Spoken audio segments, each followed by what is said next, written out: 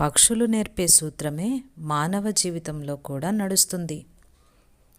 గాలి ఓడలు, విమానాలు రాకముందు ఇవి ఉండేవి.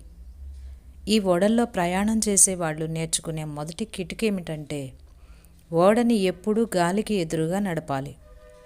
ఆ గాలి ప్రవాహాలు ఓడని పైకి తీసుకెళ్తాయి. ఈ సూత్రాన్ని వాళ్ళు ఎక్కడ నేర్చుకున్నారు? పక్షులు వాళ్ళకి నేర్పినాయి. పక్షి ఏదో సరదాకి ఎగిరేటప్పుడు గాలివాలులో ఎగురుతుంది. కానీ ఏదన్నా ప్రమాదం ఎదురైతే అది వెనక్కి తిరిగి గాలికి అభిముఖంగా ఎగరడం వల్ల ఎత్తుకు ఎగిరి తప్పించుకుంటుంది. యెషయా గ్రంథం 58వ అధ్యాయము 14వ వచన భావం ఇదే. దేశం యొక్క ఉన్నత స్థలముల మీద నేను నిన్నెక్కించెదను. శ్రమలు దేవుని ఎదురుగాలులే. వ్యతిరేకంగా వీచే గాలులు, పెనుగాలులు కూడా అంతే. అవి మానవ జీవితాల్ని దేవుని వైపుకి ఎగరేసుకొని తీసుకుపోతాయి. ఎండాకాలంలో కొన్ని రోజులు చాలా ఉక్కగా ఉండి ఆకైనా కదలక ఊపిరి తీసుకోవడమే కష్టమైనట్టుగా ఉంటుంది. అయితే దూరాన నీలాకాశంలో చిన్న మబ్బు కనిపిస్తుంది. అది పెరిగి పెరిగి పెద్దదై ఆకాశమంతా కమ్ముకుంటుంది.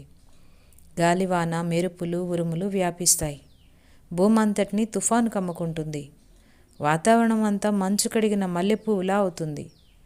గాలి కొత్త జీవంతో ఉట్టిపడుతుంది. ప్రపంచమంతా నవనవలాడుతూ కనిపిస్తుంది. మానవ జీవితం కూడా ఈ పద్ధతిలోనే నడుస్తుంది. తుఫాను వచ్చినప్పుడు వాతావరణం మారిపోతుంది.